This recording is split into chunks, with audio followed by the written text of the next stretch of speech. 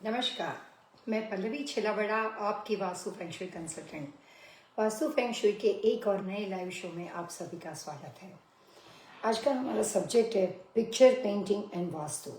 वास्तु शास्त्र में जितना इम्पोर्टेंस घर की डायरेक्शन और दिशाओं का है, दिशाओं के सिलेक्शन का है, कौन सी दिशा आपके लिए अच्छी रहेगी, slope, dimension, height, interior decoration, colours, furniture selection, जो भी चीज़ें आप अपने आसपास रखते हो, चाहे वो घर हो, और अगर बिजनेस के बारे में बात करते हैं तो बिजनेस का फर्नीचर सिलेक्शन, आपका बैठने का सिटिंग अरेंजमेंट, आप किस दिशा में फेस करके बैठ रहे हो, अगर आपके पास एक से ज़्यादा एम्प्लॉय है तो एम्प्लॉय का अरेंजमेंट किस तरह का है, मैन्युफैक्चरिंग प्लांट हो, बिजनेस का वेयर हाउस हो, गैस स्टेशन हो, ब्यूटी सलोन हो, तो नेचर ऑफ बिजनेस की जो रिक्वायरमेंट होती है वो तमाम चीज़ों को ध्यान में रखकर वहाँ पे जो सेटअप किया गया है वो सेटअप वास्तु के हिसाब से कैसा होगा, उसके हिसाब से कलर्स, इंटीरियर किस तरह से होंगे, वो तमाम छोटी छोटी बातें जितनी ज़्यादा इम्पोर्टेंट होती है उतना ही इक्वल इम्पोर्टेंस होता है पिक्चर्स, पोस्टर, पेंटिंग्स का। पिक्चर्स कैसे हमारी लाइफ में काम करते हैं, पिक्चर का वास्तुशास्त्र में इसका इम्पोर्टेंट क्यों है। तो अगर हम साइंस के बारे में बात करते हैं तो साइंस के हिसाब से हमारा जो ब्रेन है, हमारा जो दिमाग है, वो इतना पावरफुल है जो हमारी कंप्लीटली लाइफ का सबसे अहम हिस्सा है। और दिमाग की वजह से हम अच्छा सोच पाते हैं, डिसीज़न ले पाते हैं। हमारे बॉडी को, दिमाग की जो सिस्टम है, नर्वस सिस्टम, वो अलग अलग तरह के कमांड के हिसाब से हमारी पूरी लाइफ की जो एक्टिविटी होती है वो रूटीन एक्टिविटी में सबसे ज़्यादा इम्पोर्टेंट जो रोल है वो ब्रेन का है। अगर कोई आपको कहता है कि इंसान जो है वो बड़ा सुलझा हुआ है, बहुत ही वाइस है, बहुत ही समझदार है, लोग कहते हैं कि आदमी की जो पर्सनालिटी है ये बहुत ही लेज़ी है, ये बिल्कुल राइट टाइम पे काम नहीं करता है, उसमें उसकी पर्सनालिटी की जो शख्सियत है, उसकी पर्सनालिटी का जो रोल है, उसमें भी उसका दिमाग जो है वो बहुत ही ज़्यादा उसको इफ़ेक्ट करता है, जिसकी वजह से उसकी पर्सनालिटी की इमेज क्रिएट होती है। तो कई बार ऐसा होता है कि हम सुनते हैं कि आपके पास बहुत ही शार्प दिमाग है। पेरेंट्स कई बार अपने बच्चों के बारे में बोलते हैं कि मेरा बच्चा बहुत इंटेलिजेंट है, लेकिन पल्लवी जी वो अपने दिमाग का यूज़ ही नहीं करता। इसके कहने का मतलब है कि उसमें बहुत अच्छा ब्रेन है, बहुत अच्छी कैपेसिटी है, उसकी कैलिबर बहुत अच्छी है, लेकिन वो अपनी एफिशिएंसी जो अपनी उसकी जो क्वालिटी है उसके हिसाब से उसका उपयोग नहीं करता है क्योंकि वो लेज़ी है। तो दिमाग जो होता है वो आदमी को मुकम्मल बनाने के लिए, उसको परफेक्ट बनाने के लिए उसका बहुत बड़ा रोल होता है। डिपेंड करता है हम उसका कितना इस्तेमाल करते हैं।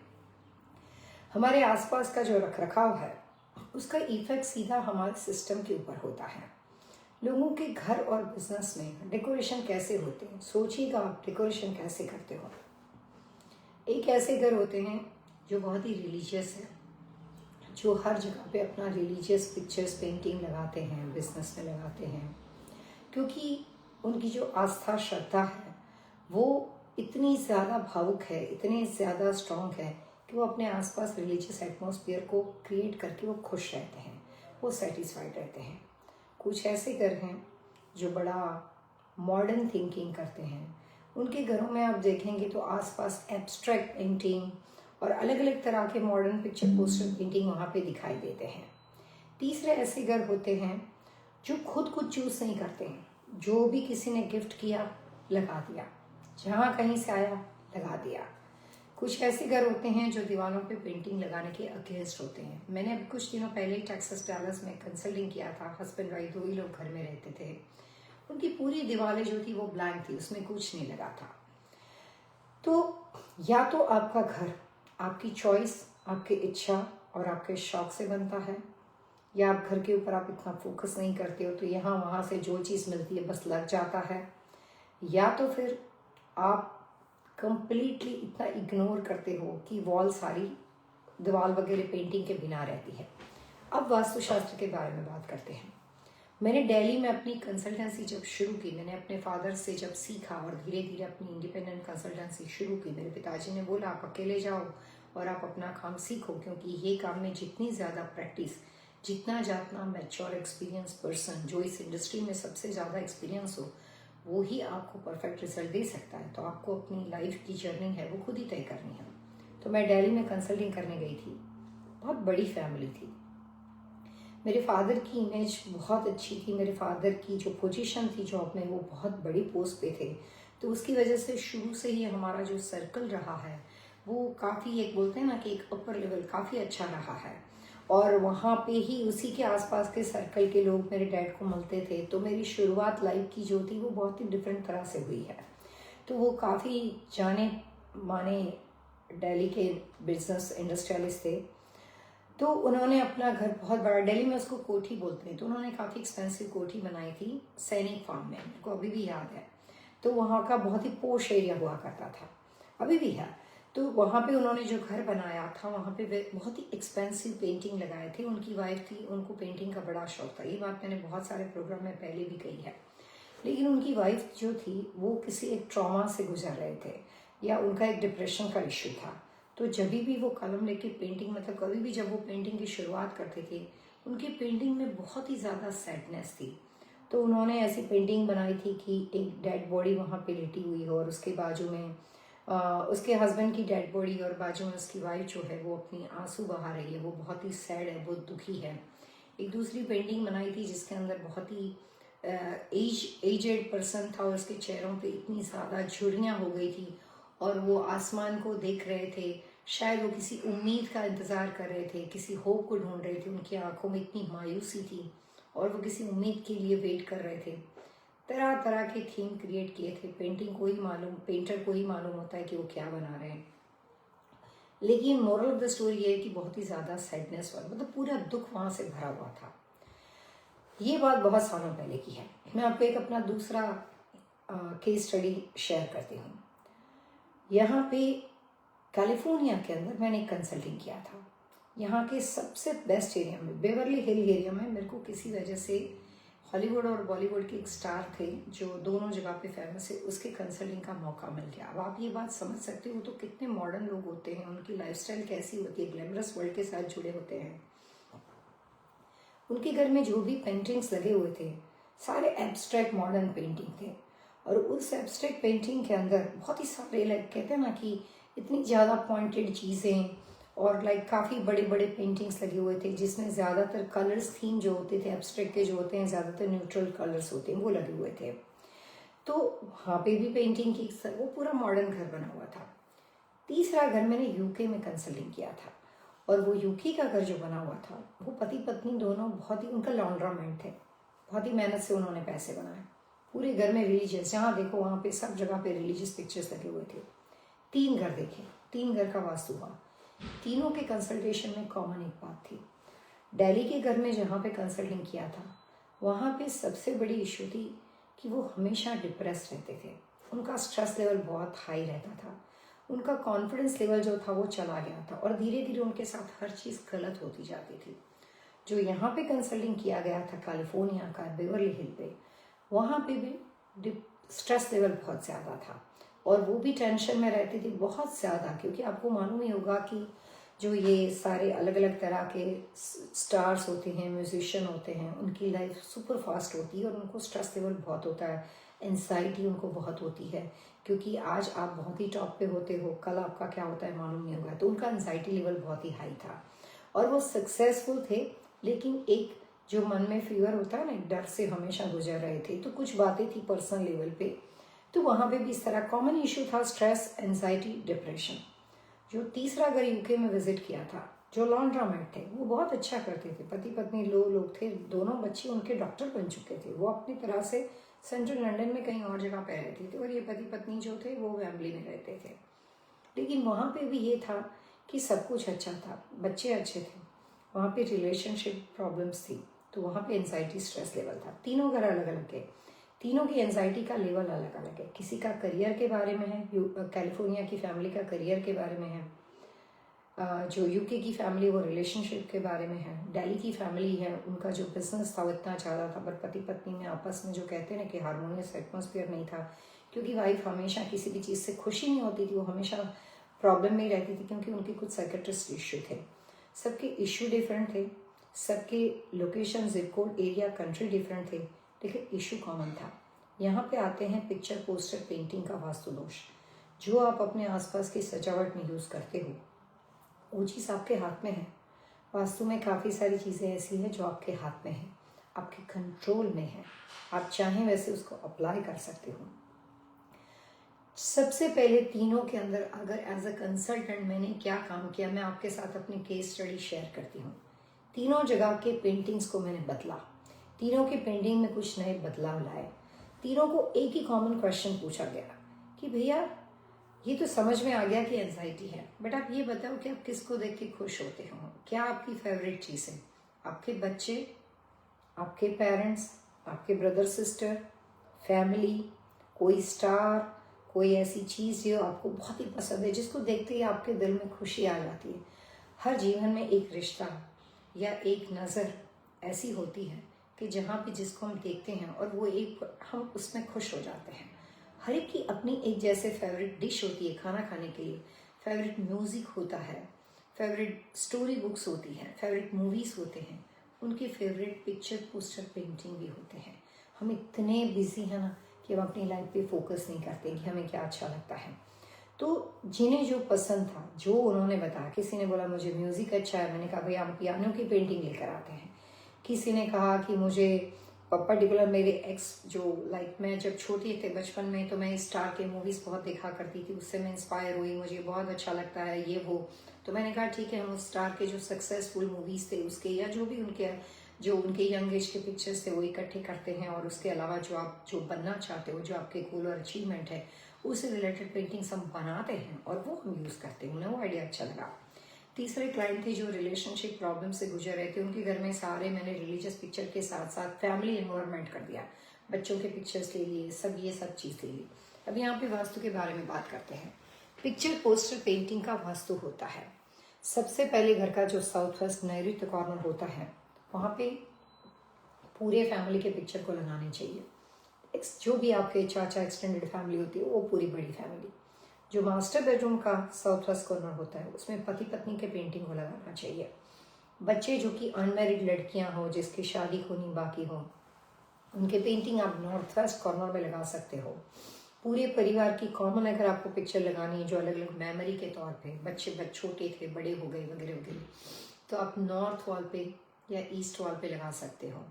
अगर आपके घर में एंसेस्टर हो तो लाके लगाने की ज़रूरत नहीं, but if you have it तो उनके पिक्चर्स कॉमन एरिया में, कॉमन एरिया मतलब फॉर्मल लिविंग, फॉर्मल डाइनिंग, जिसमें आप डोर बंद नहीं करते हो, कॉमन एरिया किसी भी बेडरूम में नहीं, वहाँ पे साउथ यानी कि दक्षिण दिशा के वॉल पे लगानी चाहिए। पिक्चर पोस्टर पेंटिंग का वास्तु बहुत ही अहम वास्तु होता है। हमारे जो सोच विचार जो होते हैं, हमारी जो नर्व्स होती है, जो हमारे पूरे न्यूरो सिस्टम, जो हमारी पूरी बॉडी को कंट्रोल करती है, वो जो चीज़ बार बार देखती है, हमारी 5 इंद्रियां होती है जो आंखों के माध्यम से हम चीज़ को देखते हैं, हमारा दिमाग तुरंत उसके ऊपर रिएक्ट करता है। ये मैं नहीं कहती हूँ, साइंस कहता है। तो अगर हम किसी चीज़ को देखते हैं और उससे हमारा ब्रेन हमारे ऊपर कोई चीज़ रिएक्ट करके हमारे इमोशन को बदल सकता है। जैसे मैं एग्जांपल देती हूँ कि किसी के घर में कोई पेंटिंग लगी है, फादर को पसंद नहीं, मदर को पसंद नहीं, बच्चों ने लगाई, हैलोवीन का थीम है या कोई भी अजीबोगरीब थीम है, तो कई बार कुछ पेरेंट्स गुस्सा हो जाते हैं, बच्चे को बोलते हैं मुझे बिल्कुल अच्छा देखकर नहीं लगता, तो अभी उसको निकाल दे। तो वहाँ पे एंगर इश्यू आ गया। जैसे मैंने अभी कहा कि एक दिल्ली की फैमिली बहुत ही सैडनेस, बहुत ही दुखी वाली पेंटिंग लगाती, तो मैंने कहा भैया इतना सारा दुख दुनिया में है, वैसे ही कंट्रोल नहीं हो सकता उतना, हम जानबूझ के ये पूरा सैड एनवायरनमेंट क्यों क्रिएट कर रहे हैं, तो इसकी अच्छा है हम अलग अलग पिक्चर्स लगा सकते हैं। उनके हस्बैंड को तो मैंने बहुत अच्छा कहा था, मैंने कहा था कि ये आदमी जो झुर्रियों वाला है, इसको बैठ के आप निरंतर देखते रहते हो, जाने अनजाने में आपकी एज इतनी बढ़ जाएगी कि आप बिल्कुल कभी किसी दिन इसके जैसे दिखने शुरू हो जाओगे। तो उन्होंने कहा कैसे? मैंने कहा आपने सुना है कि एक प्रेग्नेंट लेडी होती है, वो जिस पेंटिंग को बार बार देखती है, अपने पति का चेहरा लगाती है, कृष्ण भगवान का चेहरा लगाती है, जो भी आस्था उसका चेहरा लगाती है, तो उसके बच्चे का जो फेस होता है उसके जैसा बनता है। ये हम बहुत बचपन से सुन के आ रहे हैं, साइंस भी इस बात को मानता है। जिस चीज़ को आप बार बार देखते हो, जाने अनजाने में आप वैसे बन जाते हो। इसलिए जब बच्चे पढ़ते हैं तो अपने जो भी वॉल होती है उसके ऊपर अपना गोल लगते। मेरा बेटा जब पढ़ रहा था, मायामी में था, वहाँ पे उसका एजुकेशन चल रहा था, अभी तो एजुकेशन ख़त्म हो गई, लेकिन उसने अपने जो भी गोल अचीव कर रहे थे, जहाँ पे उसका स्टडी टेबल था उसके ऊपर उसने लगाया था कि उसको लाइफ में क्या क्या अचीव करना है, और वो अपने गोल के हिसाब से अचीव कर रहा है। सो कई बार आपको जो बनना है, आपको जो पसंद, जो आपको सेटिस्फेक्शन देता है, जो आपको पसंद है, जो आपकी चॉइस है, वैसा ही इन्वायरमेंट बनाना चाहिए। वास्तु 3 चीज़ें कहता है। पहले, दीवारें कभी भी ब्लैंक नहीं होनी चाहिए। अगर ब्लैंक दीवारें हो तो एनर्जी जो होती है वो रिफ्लेक्ट करती है, तो ब्लैंक वॉल नहीं होनी चाहिए। कंप्लीटली वाइट कलर की दीवार नहीं होनी चाहिए, क्योंकि कलर्स के अंदर भी वाइट कलर जो होता है वो एनर्जी को रिफ्लेक्ट करता है। जो पेंटिंग्स है वो कभी भी कोई भी हमें गिफ्ट करे और हम दीवार पे लगा दे, ऐसा घर का माहौल नहीं होना चाहिए। मेक श्योर कीजिए कि आपके घर में लगी हुई पेंटिंग्स सारी एक एक आपकी पसंदीदा हो, आपकी चॉइस की हो। वास्तु के हिसाब से क्या बेस्ट पेंटिंग होती है वो मैं अभी आपको बता रही हूँ, लेकिन पेंटिंग के ऊपर आप इतना ही तवज्जो दीजिए जितना आप अपने फर्नीचर सिलेक्शन पे देते हो। जो पिकॉक या कोई भी तरह के एनिमल के पिक्चर्स होते हैं, उसमें वास्तु ये कहता है कि वाइल्ड एनिमल के पिक्चर्स आपको अपने आसपास नहीं लगाना चाहिए। लेकिन हम रेमेडी में पेंटिंग यूज़ करते हैं, आपको शायद ये मालूम नहीं होगा। रेमेडी में कलर थेरेपी के साथ साथ पेंटिंग को यूज़ किया जाता है।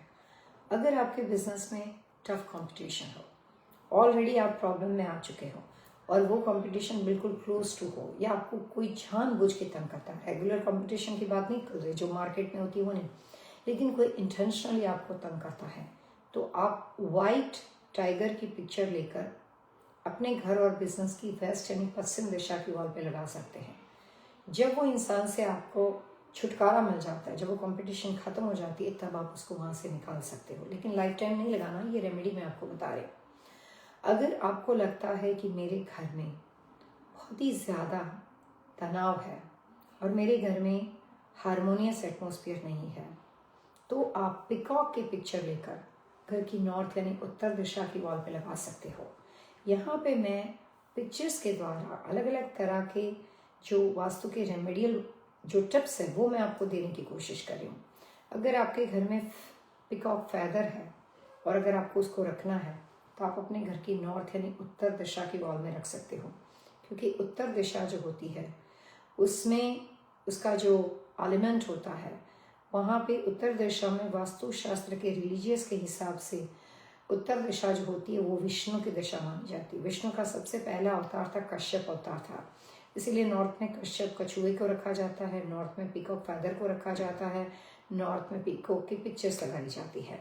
साइंस के हिसाब से उत्तर दिशा में मैग्नेटिक फोर्स रहता है, और मैग्नेटिक फोर्स होता है वो उत्तर दिशा के एलिमेंट को इन्हांस करता है। आपने सुना है कि जब कभी बारिश होती है तो मोर डांस नाचने लगता है, जब कभी कोई भी प्रकृति के अंदर चेंजेस होते हैं तो मोर के ऊपर उसका पहला प्रभाव होता है, मोर उसकी जो खुशी होती है वो डांस करके व्यक्त करता है।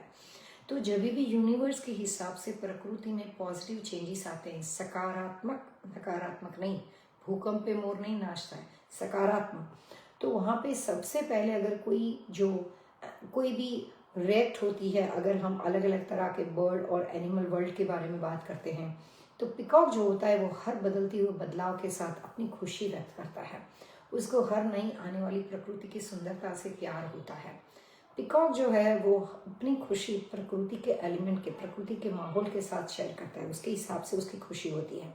तो इसीलिए नॉर्थ दिशा जो होती है, विष्णु ने पिकॉक फैदर को अपने सर पे, वहाँ पे अपने पास अपना उनका एक सिंबल के तौर पे माना जाता है, क्योंकि वो बहुत ही सुंदर है, शांत है और प्रकृति के साथ जुड़ा हुआ बर्ड है।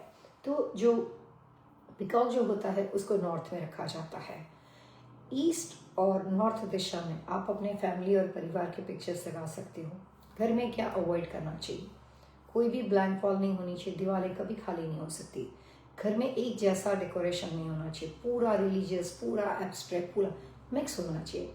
अगर एक या दो रिलीजियस पेंटिंग आपने लगाई है, आप कुछ एब्स्ट्रैक्ट लगा सकते हो, कुछ आप अलग अलग तरह के अपने बच्चे हैं तो उनको जो पसंद है वो अपने कमरे में लगा सकते हैं। हर एक को अपने घर में दीवार पे लगी हुई एक एक पेंटिंग से पहले ये मेक श्योर करना है कि वो चीज़ उनकी चॉइस की हो, वो उनकी पसंदीदा हो, जिसको देख के उनको खुशी मिलती हो, वो आप लगा सकते हो। पूरा घर रिलीजियस नहीं हो सकता, उससे वास्तु दोष खड़ा होता है। पूरा घर एब्स्ट्रैक्ट नहीं हो सकता, उससे घर के अंदर बने हुए बच्चे जो हैं वो कोई डायरेक्शन को फॉलो नहीं कर पाते, वो अपने गोल से भटक जाते, उन्हें मालूम ही नहीं होता है कि उन्हें क्या करना है।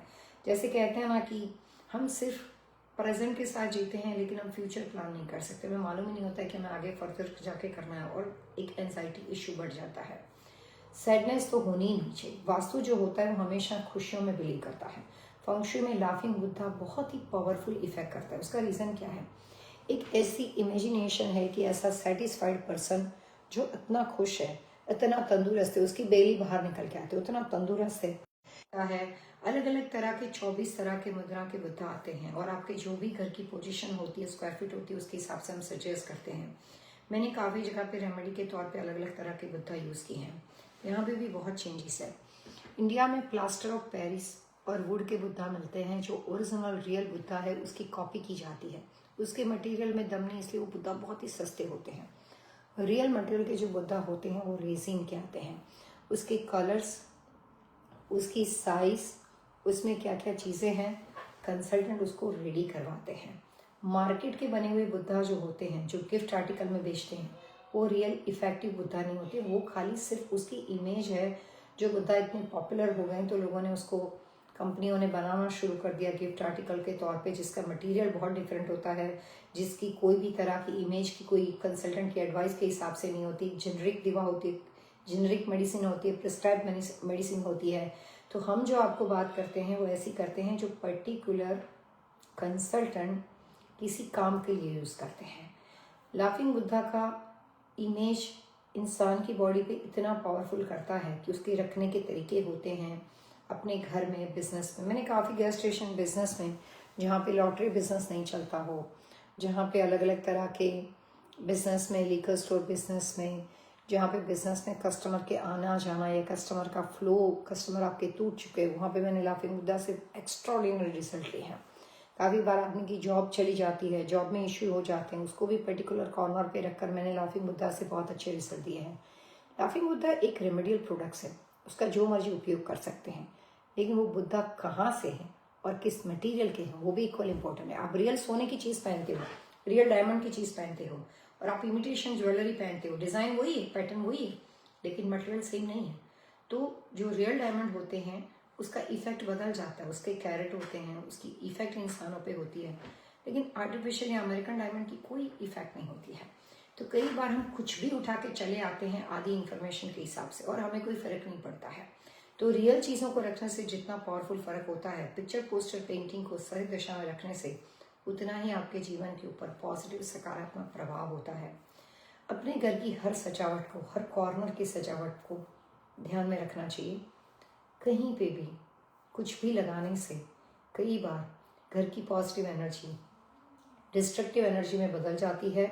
अगर आपको घर में एंजाइटी रहती हो, अगर आपको घर में डिप्रेशन रहता हो, बच्चों की शादी ब्याह में बहुत ज़्यादा इश्यू होता हो, रिलेशनशिप में बहुत ज़्यादा तनाव रहता हो, बच्चे अपने घर में अपना गोल अचीव नहीं कर पाते हो, तो वहाँ के रहने वाले तमाम लोगों को, बच्चों के कमरे से लेकर पूरे घर में, बिजनेस में सेम सिचुएशन रहती हो, बच्चे बिजनेस में भी एंजाइटी और स्ट्रेस रहता हो, बच्चों को एजुकेशन में इस तरह का प्रॉब्लम्स होता हो, तो वहाँ पे आप पिक्चर पोस्टर पेंटिंग को सही दिशा में रखकर पॉजिटिव रिजल्ट ले सकते हो।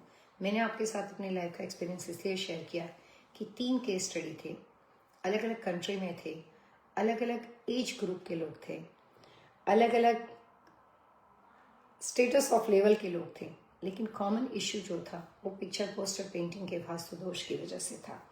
तो कई बार दिशाओं पे हम जितना फोकस करते हैं, अपने घर में लगी हुई साज सजावट में कलर्स और फर्नीचर सिलेक्शन के बाद, फ्लोर डेकोर के बाद, पिक्चर पोस्टर पेंटिंग पे भी उतना ही इफेक्ट आपको, उतना ही आपको तवज्जो देना चाहिए, अटेंशन देना चाहिए, और कभी भी वॉल को बिल्कुल ही ब्लैंक नहीं रखना चाहिए। कुछ ऐसी भी पेंटिंग है जो शादी ब्याह में हेल्प करते हैं। शादीशुदा लोगों के रिलेशनशिप में प्रॉब्लम्स हो तो मैं रेमेडियल तौर पे आप डबल हैप्पीनेस सिंबल्स का एक बड़ा सा पेंटिंग बना के आप अपने घर में लगा सकते हो। वो रेड एंड वाइट कलर का होना चाहिए।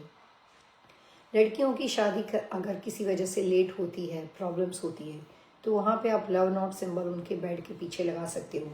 काफ़ी पेंटिंग रेमेडी के तौर पे अलग अलग तरह से लगाए जाते हैं। आज के प्रोग्राम में इतना ही। आज से हमने दोबारा लाइव शो शुरू किया है।